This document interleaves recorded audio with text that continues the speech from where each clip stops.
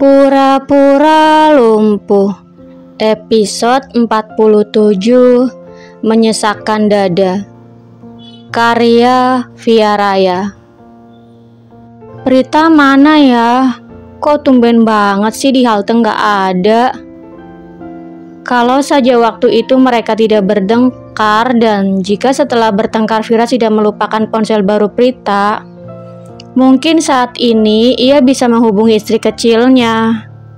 Ya, meskipun nanti yang akan menjawab Pak Irsyad, namun setidaknya ia tidak akan kebingungan mencari Prita. Apa aku tanya Anggi aja ya? Mungkin sekarang Prita lagi sama Anggi. Ya udah, aku telepon Anggi aja deh buat nanya Prita. Anggi, kamu lagi sama Prita enggak? Tanya Firas. Enggak om, bukannya Prita udah pulang duluan ya om Firas yang jemput? Ini aku lagi di depan sekolah nunggu Prita. Aku pikir dia lagi sama kamu, ujar Firas kebingungan. Loh, enggak om, Prita enggak sama aku kok. Tadi pas bel pulang aku ke toilet sebentar. Pas aku balik lagi Prita udah enggak ada. Karena aku pikir dia udah pulang duluan, jadi aku langsung pulang naik angkot, jelas Anggi. Terus di mana Prita sekarang? Tanya Vira semakin kebingungan. Coba om Vira cari Prita ke dalam sekolah, kali aja ada, saran Anggi. Ya udah, aku cari Prita dulu ya Anggi.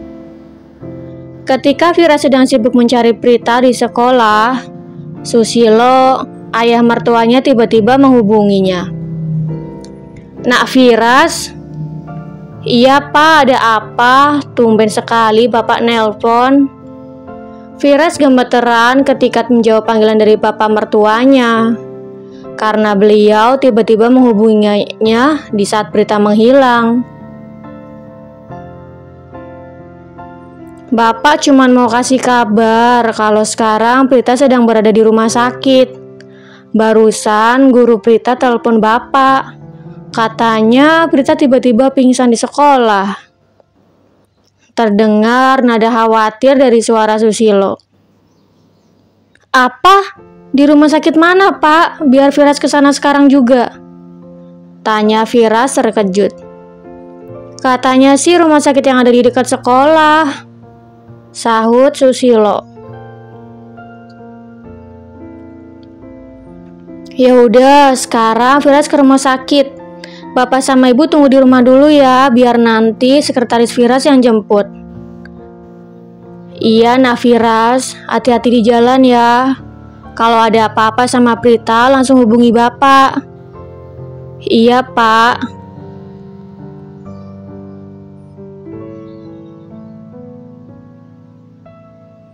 Firas mengakhiri panggilan dan langsung menyalakan mesin mobil. Ia menginjak pedal gas menuju rumah sakit terdekat. Selama perjalanan, Anggi menghubunginya menanyakan keberadaan Prita. Ia benar-benar merasa bersalah karena meninggalkan Prita ke toilet tanpa mengajaknya. Setelah itu, ia juga langsung pulang karena berpikir Prita sudah pulang duluan. Gimana om? Prita udah ketemu belum? Tanya Anggi khawatir. Udah Anggi, sekarang Prita lagi dirawat di rumah sakit, sahut Firas dengan nada khawatir. Ya ampun om, Prita kenapa bisa dirawat di rumah sakit? Sebenarnya Prita kenapa?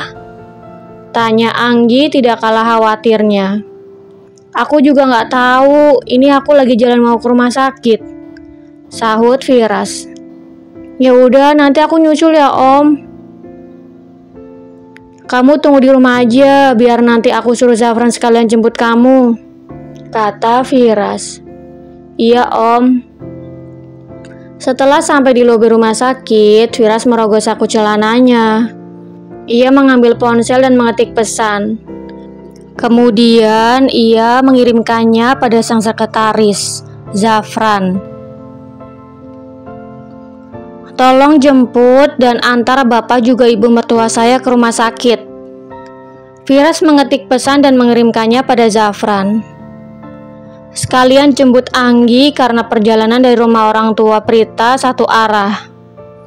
Firas mengetik pesan lagi dan kembali mengirimkannya pada Zafran. Baik pak, balas Zafran.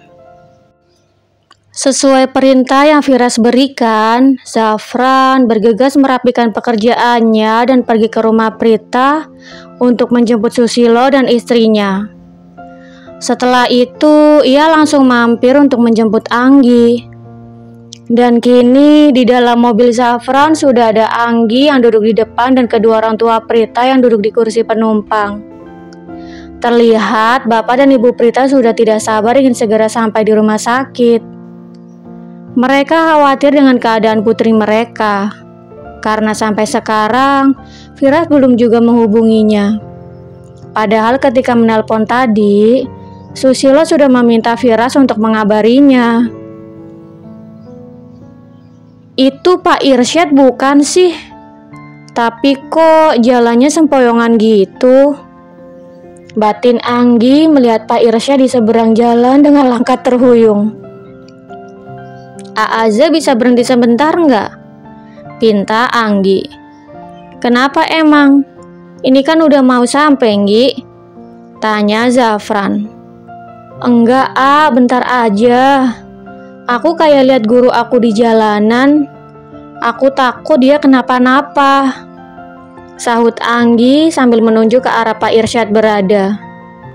Saat ini sedang hujan deras. Jadi Zafran mengendarai mobil dengan kecepatan rendah dan semua kendaraan lain pun sama. Benar itu guru kamu? Tanya Zafran memastikan.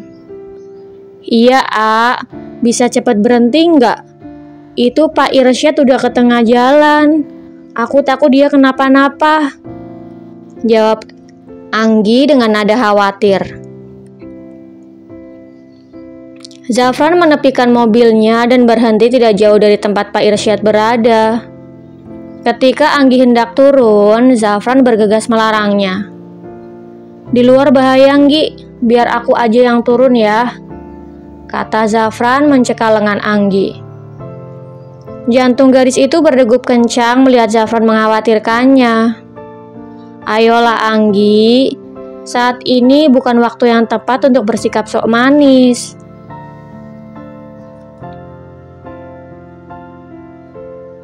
Zafran keluar dari mobil. Ia melihat mobil yang mendekat ke arah Pak Irsyad. Namun, ia melihat bahwa Pak Irsyad tidak melakukan pergerakan sama sekali.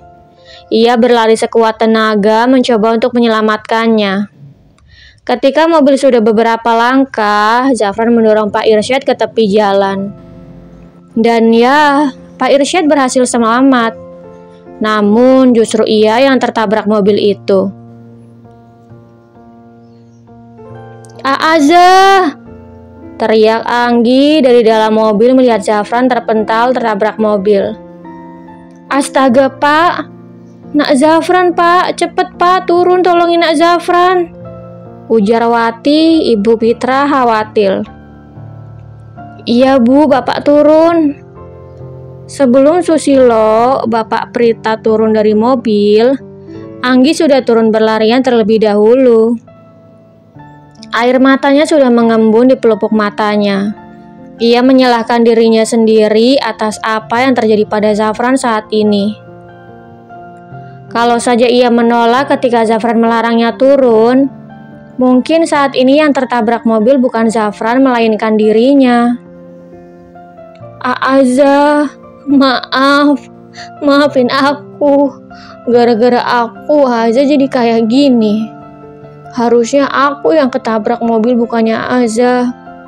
Lirih Anggi memangku kepala Zafran di pangkuannya. Buliran-buliran bening terus menetes hingga menjatuhi wajah Zafran. Jangan nangis, Nggi. Aku gak apa-apa kok. Jangan pernah mengatakan hal seperti itu lagi, sahut Zafran sambil menyentuh bibir Anggi dengan jari telunjuknya. Enggak, ini masalah aku. Gara-gara aku aja jadi kayak gini. Kata Anggi menangis histeris, masih menyalahkan dirinya sendiri. Bukan. Ini bukan salah kamu, Anggi. Jawab Zafran terbata. Suara Zafran terdengar terputus-putus, membuat Anggi semakin panik. Ia takut Zafran akan pergi meninggalkannya. Aaza harus kuat ya. Aaza nggak boleh tidur ya. Oke? Kata Anggi melihat Zafran lemah tak berdaya. Zafran tersenyum mengangguk. Tetapi bukannya tetap terjaga, ia justru terlihat memejamkan matanya dan membuat Anggi semakin khawatir. Aaza bangun, Aaza, aku mohon bangun. Lirik Anggi memohon sambil menepuk-nepuk pipi Zafran untuk menyadarkannya. Aaza bangun. Tolong. Anggi menangis hingga berteriak histeris melihat Zafran sudah tidak sadarkan diri. Ia mengedarkan pandangannya meminta pertolongan. Namun, tak ada satupun mobil yang berhenti untuk menolongnya.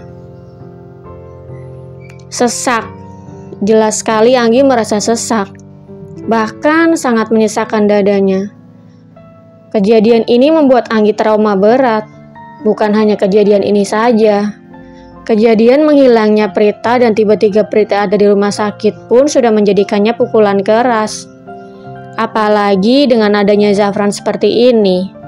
Itu akan menjadi trauma terberat dalam hidupnya.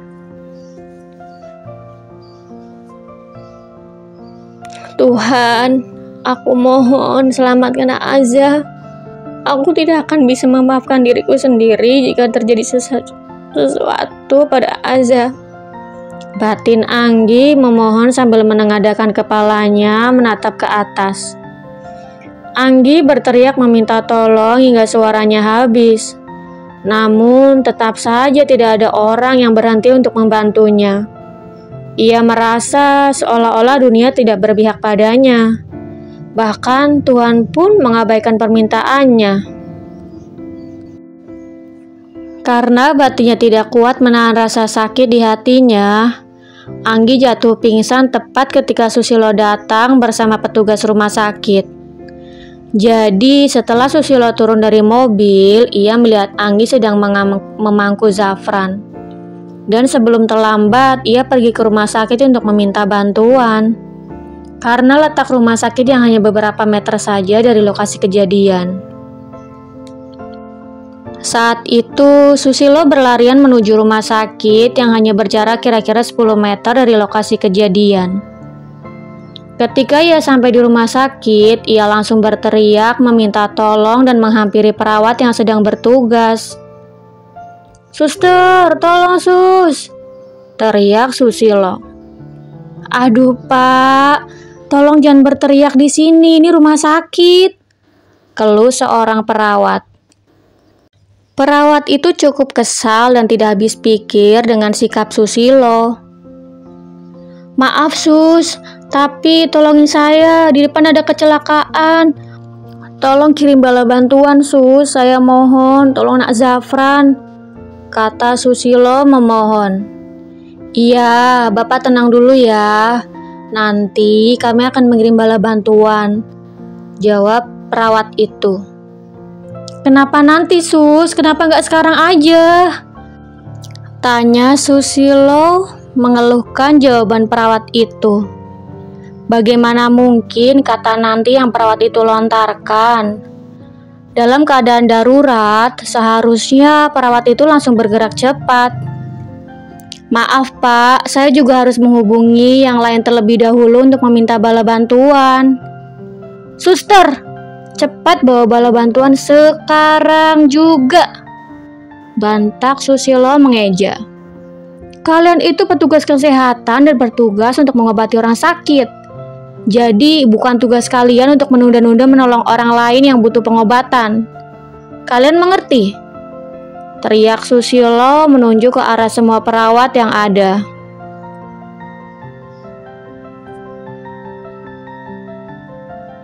Mendengar ucapan Susilo membuat semua perawat menunduk malu. Kemudian salah seorang perawat laki-laki mengambil inisiatif dan bertanya pada Susilo. "Maaf Pak, kalau boleh tahu di mana lokasi kejadian?" tanya perawat itu. "Di depan jalan 10 meter dari rumah sakit ini," sahut Susilo. "Baiklah, Bapak tunggu sebentar di sini ya. Dalam waktu 1 menit saya akan kembali."